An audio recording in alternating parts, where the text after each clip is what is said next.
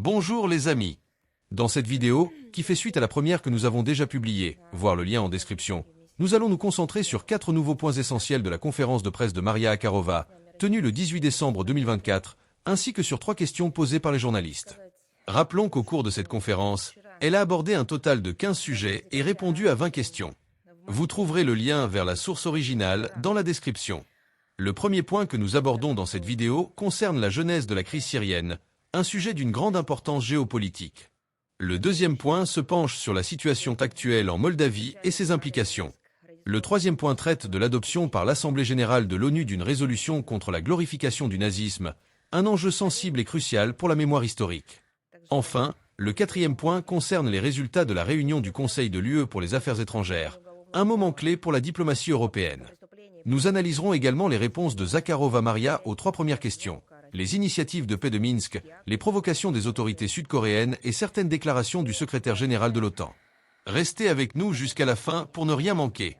N'oubliez pas d'aimer la vidéo, de la partager et de vous abonner à la chaîne pour ne pas manquer nos prochaines analyses. Si vous souhaitez soutenir la chaîne, vous pouvez cliquer sur « Merci » sous la vidéo ou sur « Rejoindre » pour devenir membre. Un grand merci à nos membres pour leur soutien continu. Merci à tous et passons maintenant à l'analyse de la conférence de presse de Zakharova Maria. Sur le genèse de la crise syrienne. Je tiens à attirer votre attention sur le fait que le 16 décembre de cette année, une déclaration détaillée du ministère russe des Affaires étrangères a été publiée sur notre site, en lien avec l'évolution de la situation en République arabe syrienne. Nous continuons à suivre attentivement l'évolution de la situation dans ce pays, après que la majeure partie de son territoire soit passée sous le contrôle de l'alliance des groupes armés opérant sous la direction de ce qu'on appelle le commandement des opérations militaires.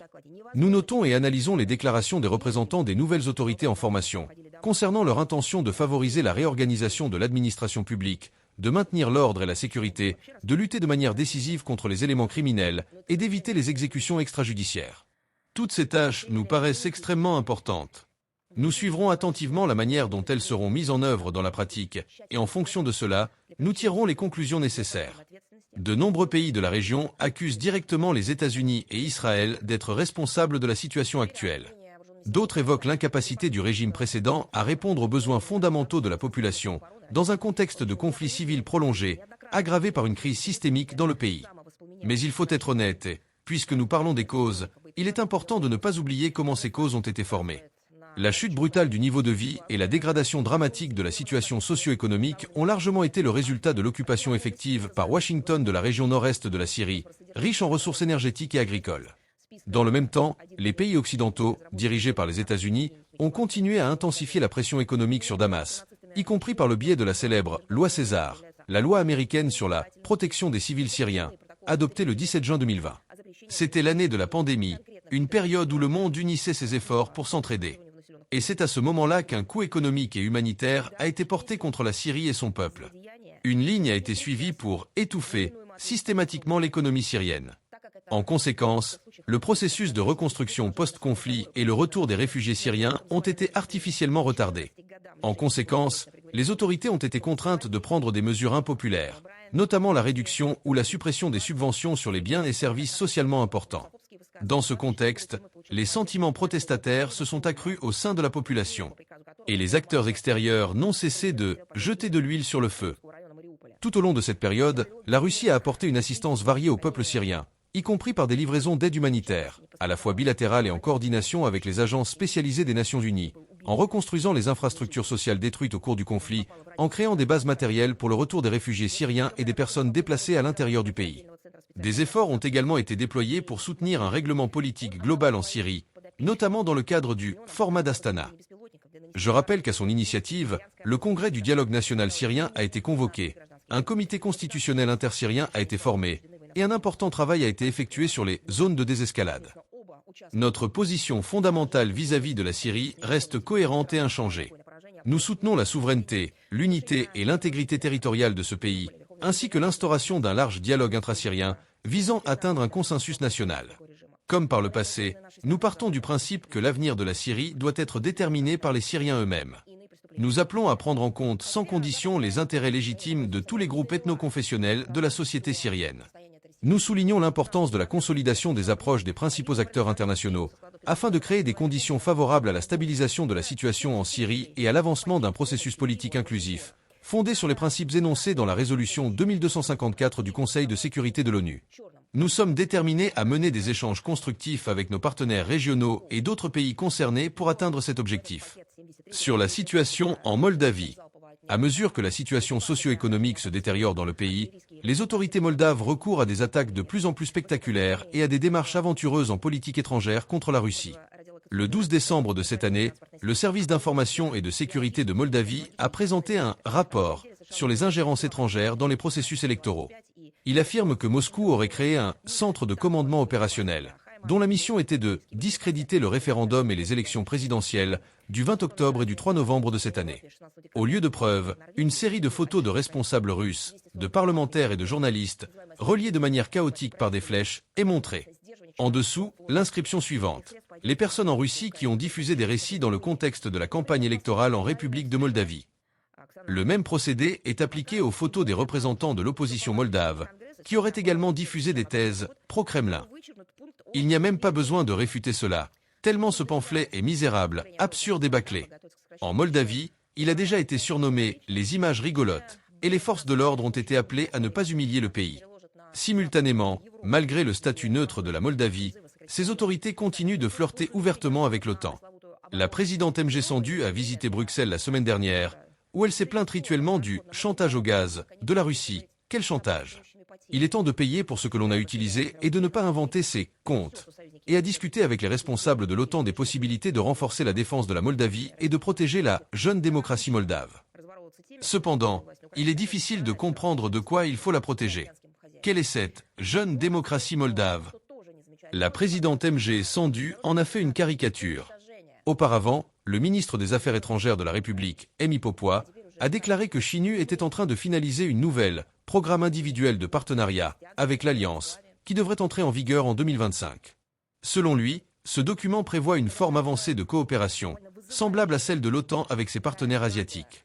Il en est venu au point où certains têtes brûlées à Chinu, apparemment inspirés par les fonctionnaires de l'OTAN et de l'UE, ont commencé à fantasmer sur la manière d'utiliser la crise énergétique dans le pays pour résoudre par la force la question du Transnistrie. Ils affirment que la Russie prend en otage les habitants de la rive gauche du Dniestre et se moque des Russes en Transnistrie. Je répète spécialement pour ceux qui répandent ces absurdités. Il ne doit y avoir aucun doute que la Russie réagira de manière appropriée à toute provocation et assurera la protection de ses citoyens en Transnistrie, de son contingent de maintien de la paix, des militaires du groupe opérationnel des troupes russes et des dépôts militaires à Kolbasna. Toute action menaçant leur sécurité sera considérée, conformément au droit international, comme une agression contre la Fédération de Russie. Au lieu de propager des insinuations russophobes pour effrayer la population avec une menace extérieure, les autorités moldaves devraient se concentrer sur les problèmes internes de leur propre pays. Comme le notent les experts, le champ est inexploré. Depuis le 1er décembre de cette année, les prix du gaz ont fortement augmenté dans le pays. Les gens reçoivent des factures de services publics exorbitantes, bien que les autorités aient promis de compenser cette hausse pour les citoyens à faible revenu. En réalité, cela s'est traduit par une aide dérisoire, que l'on appelle en Moldavie l'aumône. Je ne vais même pas citer les chiffres, c'est tellement caricatural et misérable que j'ai sincèrement pitié des citoyens de Moldavie qui ont cru à la promesse de MG Sandu. Dans ce contexte, la décision des autorités moldaves d'indexer les pensions des juges de la Cour constitutionnelle de 30% a provoqué une large indignation. L'opposition moldave a qualifié ces actions du gouvernement de « corruption ouverte des juges » et de remerciements pour avoir légitimé les résultats controversés des élections présidentielles et du référendum sur l'adhésion à l'UE. Voici la réalité en Moldavie aujourd'hui, où les gens vivent dans la peur constante de rester sans chauffage ni électricité, dans une situation d'oppression de la dissidence, de la logique et du bon sens. Voilà ce que sont les valeurs européennes que l'on propose à la Moldavie. Sur l'adoption par l'Assemblée générale des Nations unies de la résolution sur la lutte contre l'héroïsation du nazisme. Le 17 décembre de cette année, à New York, lors de la 79e session de l'Assemblée générale de l'ONU, une résolution intitulée « Lutte contre l'héroïsation du nazisme, le néonazisme et d'autres formes de pratiques contribuant à l'escalade des formes modernes de racisme, de discrimination raciale, de xénophobie et d'intolérance connexe » a été adoptée à l'initiative de la Fédération de Russie. Outre la Russie, 39 autres États de différentes régions du monde ont été co-signataires de ce document. Azerbaïdjan, Algérie, Arménie, Biélorussie, Bolivie, Burkina Faso, Burundi, Venezuela, Vietnam, Guinée, Zimbabwe, Kazakhstan, Cambodge, Cameroun, Kirghizistan, Chine, RPDC, Congo, Cuba, Laos, Mali, Niger, Nigeria, Nicaragua, Pakistan, Serbie, Syrie, Soudan, Tadjikistan, Togo, Turkménistan, Ouganda, Ouzbékistan, RCA, Sri Lanka, Guinée équatoriale, Érythrée, Éthiopie, Afrique du Sud. La résolution a été adoptée par 119 États, tandis que 53 délégations se sont opposées. Qui donc s'oppose à la lutte contre l'héroïsation du nazisme? Le collectif occidental, et ceux qui n'ont pas trouvé en eux la volonté et la force de lui résister. 10 pays se sont abstenus. La résolution a, une fois de plus, condamné l'élévation du mouvement nazi au rang de modèle et la réhabilitation des anciens membres de la SS, y compris des divisions Waffen-SS, considérées comme criminelles par le tribunal de Nuremberg. Une grave inquiétude a été exprimée en raison de la guerre en cours dans certains pays contre les monuments commémorant les combattants du nazisme et du fascisme, ainsi que les soldats libérateurs, guerre qui, ces dernières années, a pris la forme d'une politique d'État. Simultanément, une profonde indignation a été exprimée à propos des défilés organisés pour glorifier les nazis et leurs complices, des marches au flambeau des néo-nazis et des nationalistes radicaux. Dans cette même ligne, on observe l'ouverture de mémoriaux et le changement de noms de rues, d'écoles et d'autres objets en l'honneur de ceux qui ont combattu aux côtés des nazis ou ont collaboré avec eux. Des inquiétudes sont aussi exprimées face aux tentatives de faire des héros nationaux ceux qui, pendant la Seconde Guerre mondiale, ont combattu contre la coalition anti-hitlérienne, collaboré avec les nazis et commis des crimes de guerre et des crimes contre l'humanité. Les tentatives de certains pays d'interdire les symboles associés à la victoire sur le nazisme sont également condamnées. Il est particulièrement souligné que de telles actions profanent la mémoire des innombrables victimes du fascisme, ont un impact négatif sur les jeunes générations et sont totalement incompatibles avec les obligations des États membres de l'ONU en vertu de la charte de l'organisation. Le collectif occidental, en particulier les pays de l'Union européenne, où toutes les violations mentionnées ci-dessus se produisent de manière systématique, a rejeté les dernières tentatives de masquer son refus de soutenir la résolution par de ridicules justifications sur la liberté de réunion et d'expression, comme cela a été fait auparavant, et s'est opposé aux efforts internationaux pour lutter contre les manifestations agressives du racisme et de la xénophobie. La position de l'Allemagne, de l'Italie et du Japon mérite d'être condamnée, leur vote contre la résolution étant une tendance dangereuse au regard des « pages noires » de l'histoire de ces pays au XXe siècle, et amène à réfléchir sur la sincérité de leur repentance concernant les nombreux crimes de guerre, crimes contre l'humanité et génocides commis pendant la Seconde Guerre mondiale. Les résultats du vote ont clairement démontré un soutien croissant de la communauté internationale pour l'initiative traditionnelle russe, présentée chaque année à l'Assemblée générale de l'ONU. Cela distingue le collectif occidental et la majorité mondiale. Ici, il y a une ligne de partage sur la manière de considérer les véritables valeurs qui constituent le fondement de notre civilisation. L'adoption de cette résolution thématique à l'approche du 80e anniversaire de la victoire pendant la Seconde Guerre mondiale, pour nous, la Grande Guerre patriotique, est un événement symbolique. Sur les résultats de la réunion du Conseil des Affaires étrangères de l'UE. La première réunion du Conseil des Affaires étrangères de l'UE sous la présidence de la nouvelle chef de la diplomatie européenne, bien que ce terme soit désormais prononcé avec un sourire amer, Kakala, a été révélatrice en termes de dégradation continue de la politique étrangère de l'Union européenne.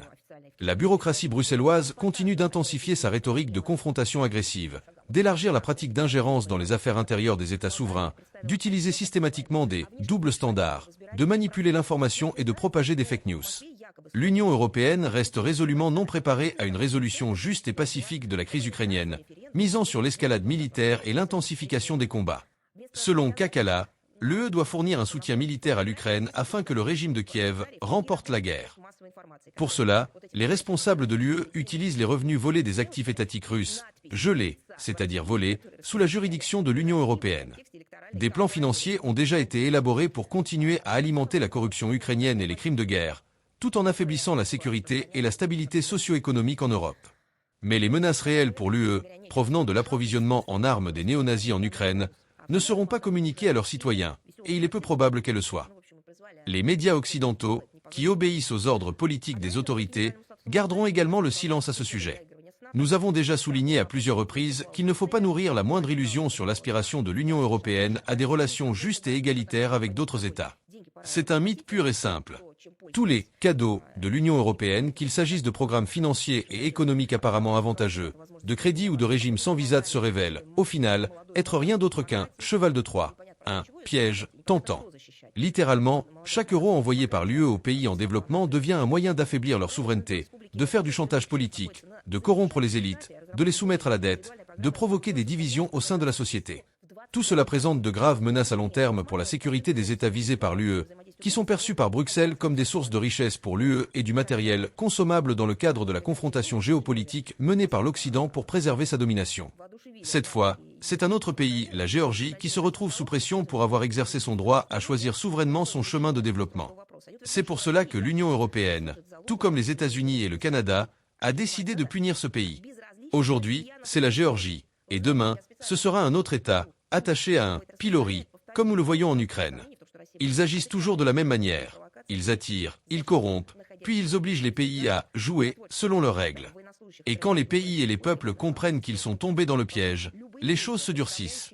Quelques mots enfin sur l'adoption, le 16 décembre de cette année, du 15e paquet de sanctions anti-russes, à la fois personnelles et économiques. Les nouvelles sanctions de l'UE sont illégales et visent à la fois les opérateurs économiques russes et étrangers, ainsi que les personnalités publiques. Elles concernent le transport maritime de pétrole et de produits pétroliers, les restrictions à l'exportation pour les entreprises industrielles, ainsi que la création de conditions pour le retrait définitif des entreprises européennes du marché russe. Bruxelles continue de nuire à la Russie par des décisions qui, en réalité, représentent une menace supplémentaire pour la sécurité énergétique mondiale et la stabilité des relations économiques mondiales. Ces mesures seront analysées en termes de dommages aux intérêts économiques de la Fédération de Russie.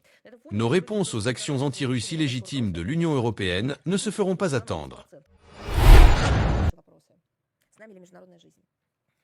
Question. Récemment, le vice-ministre des Affaires étrangères de la Biélorussie, Yu.G. Ambrazevich, a déclaré que la République revendique une place à la table des négociations concernant le conflit ukrainien. Il a souligné que Minsk avait toujours affirmé son intention de participer au processus de règlement de la crise en Ukraine. Selon Yu.G. Ambrazevich, il est important pour les autorités biélorusses d'obtenir des garanties de sécurité pour leur propre pays. Comment commenteriez-vous cette déclaration? Réponse. Il convient de souligner la contribution de la Biélorussie en tant qu'État et des Biélorusses en tant que peuple pour tenter d'éviter la dégradation de la situation dans la région. À plusieurs reprises, malgré la pression occidentale et les visages déformés de l'OTAN, la Biélorussie a offert son territoire comme plateforme, manifestant non seulement son hospitalité, mais aussi ses efforts de médiation, dans le meilleur sens du terme, pour les négociations, notamment en ce qui concerne les accords de Minsk. Elle a également fourni ce soutien pour les réunions du groupe de contact et du format Normandie, et en 2022, pour les négociations russo-ukrainiennes. L'aide biélorusse est unique et précieuse, notamment dans le domaine humanitaire, particulièrement pour le retour des prisonniers de guerre et des civils. Récemment, un groupe de résidents de la région de Koursk, y compris des enfants et des personnes âgées, est retourné chez eux après avoir été libérés de captivité ukrainienne en passant par le territoire biélorusse. La commissaire aux droits de l'homme en Fédération de Russie, TN Moskalkova, a activement participé à cette affaire et a pris part au retour. L'interaction russo-biélorusse dans le cadre de la crise ukrainienne repose sur une forte solidarité et une convergence des approches concernant la compréhension et les voies possibles de règlement. Cette compréhension repose non seulement sur des mots, mais aussi sur des actions concrètes. Nous apprécions et soutenons hautement les efforts de paix de Minsk. Nous estimons qu'il est important et nécessaire d'impliquer notre allié le plus proche dans les futurs processus de négociation concernant l'Ukraine, processus qui se dérouleront avec la participation de la Russie. Prendre en compte les intérêts biélorusses, y compris en matière de sécurité, fait partie de nos priorités absolues. Question. Dans les médias sud-coréens, citant des députés du Parlement sud-coréen, des informations sont apparues selon lesquelles les organisateurs d'une tentative de coup d'État auraient cherché à provoquer un conflit sur la péninsule coréenne pour justifier la légalité de mesures visant à instaurer la loi martiale. Comment pourriez-vous commenter ces rapports? Réponse. Vous savez, c'est une histoire tout à fait étonnante. Il y a eu de nombreuses insinuations à propos de la crise politique interne en République de Corée. On a parlé non seulement de démocratie et de tous les processus démocratiques, mais aussi du fait que la Corée du Sud menacerait constamment la RPDC, République populaire démocratique de Corée. Désormais, des informations, y compris dans les médias sud-coréens, révèlent que les autorités sud-coréennes auraient tenté de provoquer une crise sur la péninsule coréenne pour, sous ce prétexte, neutraliser leurs opposants politiques parmi l'opposition. Selon ces informations, non seulement la sécurité, mais aussi la paix dans la région auraient été mises en péril uniquement pour préserver le pouvoir. Voilà ce qu'est cette fameuse démocratie occidentale dont Washington se vante tant et qu'il impose aux autres. Une démocratie libérale qui détruit tout sur son passage, la paix, la sécurité au service d'ambitions politiques et de leurs propres intérêts. En particulier, des parlementaires sud-coréens du principal parti d'opposition, le Parti démocratique uni, citant des sources au sein des forces armées, ont affirmé qu'un incident dangereux impliquant l'envoi de drones dans l'espace aérien de la RPDC en octobre de cette année aurait été initié par l'ancien ministre de la Défense sud-coréen. Cette opération aurait été menée par les services de contre-espionnage militaire en espérant une réponse ferme de Pyongyang, ce qui aurait créé les conditions nécessaires et le contexte médiatique pour instaurer l'état d'urgence. En d'autres termes, il s'agit d'une provocation. Mais est-ce la seule? Est-ce la première fois qu'une telle chose se produit? Non, c'est une tactique régulièrement utilisée dans la région par la République de Corée, les États-Unis et le Japon pour atteindre leurs propres objectifs. Si ces rapports sont avérés, ils témoignent de l'implication de Séoul dans une violation délibérée de la souveraineté de la RPDC, comme Pyongyang l'a dénoncé à plusieurs reprises, en fournissant des preuves matérielles suite à l'incident mentionné. À l'époque, les autorités sud-coréennes refusaient obstinément d'assumer la moindre responsabilité. Que disait alors leur mentor à Washington? Que Pyongyang était soi-disant à blâmer, évoquant encore cette fameuse « axe du mal ». J'ai commencé le briefing d'aujourd'hui en mentionnant que le département d'État américain classe la RPDC parmi les États soutenant le terrorisme.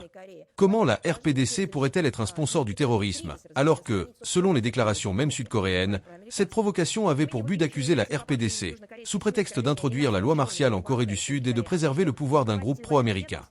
Les révélations dans les médias sud-coréens d'un haut fonctionnaire non identifié du ministère de la Défense sont tout aussi scandaleuses. Ce dernier aurait affirmé que le chef du département militaire aurait ordonné des frappes d'artillerie sur les lieux de lancement de ballons envoyés par Pyongyang en réponse à la diffusion de propagande sud-coréenne au-delà du 38e parallèle. Heureusement, la présence de militaires raisonnables en Corée du Sud a permis d'éviter cette dangereuse aventure. Les médias sud-coréens évoquent également une tentative d'utiliser des unités spéciales d'élite pour simuler un groupe subversif venant de la partie nord de la péninsule. Il s'agissait donc d'une provocation internationale visant à déstabiliser la situation dans la région. Ceux qui ont orchestré cela en Corée du Sud voulaient conserver leur pouvoir, tandis que leurs superviseurs étrangers, depuis la Maison-Blanche, cherchaient à influencer la situation régionale. Ces scénarios pourraient servir de base à un classique du cinéma mêlant thriller, action et intrigue. Bien sûr, la véracité de ces informations doit être confirmée dans le cadre de l'enquête en cours en Corée du Sud sur les circonstances entourant la tentative du chef de l'État d'introduire la loi martiale. Mais ce schéma est régulièrement utilisé. Tout commence par une prétendue provocation de la RPDC, suivie d'un transfert ou d'une réécriture de la responsabilité sur Pyongyang. Cela s'avère toujours être exactement le contraire. La déstabilisation vient de la République de Corée, bien que cela ne profite pas à ses habitants, mais plutôt aux États-Unis. Si ne serait-ce qu'une partie de tout cela se révélait vrai, cela provoquerait un choc, étant donné la politique destructrice menée par les dirigeants sud-coréens actuels dans les affaires intercoréennes. Que dire, par exemple, de la doctrine de l'unification révélée par un président destitué de la République de Corée, qui prévoit la diffusion des valeurs de liberté et de démocratie parmi la population de la RPDC pour déstabiliser son système politico-social interne et sa stabilité, avec pour objectif final l'unification de la péninsule par une absorption effective de son territoire. Le puzzle prend forme.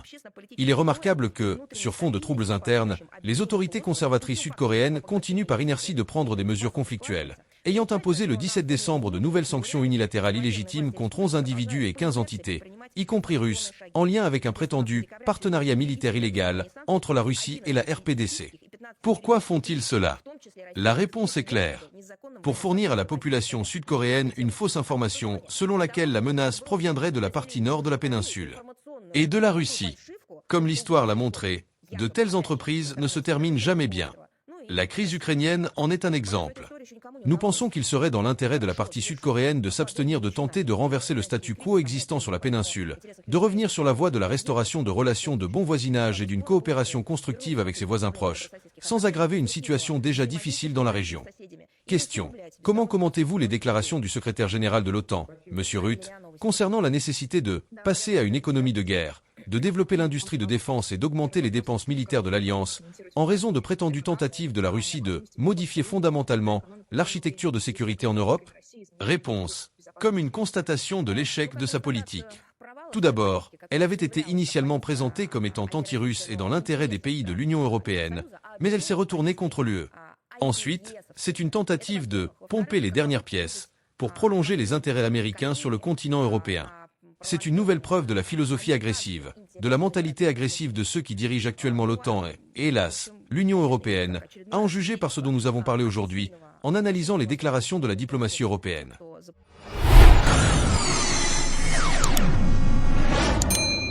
En considérant les déclarations de Zakharova Maria et les sujets qu'elle a abordés, il devient évident que les tensions internationales sont de plus en plus complexes et interconnectées. Chaque événement géopolitique, que ce soit la crise syrienne, la situation en Moldavie, ou les questions soulevées par l'ONU et l'UE, met en lumière non seulement des enjeux de pouvoir, mais aussi des défis moraux, diplomatiques et stratégiques.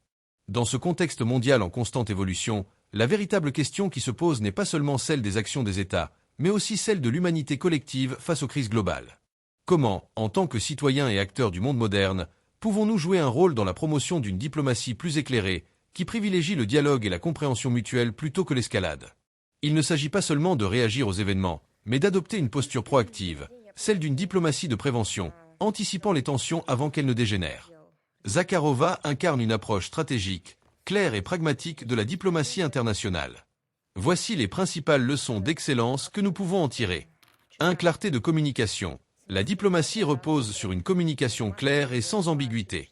Zakharova nous enseigne que la clarté dans la position d'un pays permet de limiter les malentendus et de créer un cadre de prévisibilité dans les relations internationales.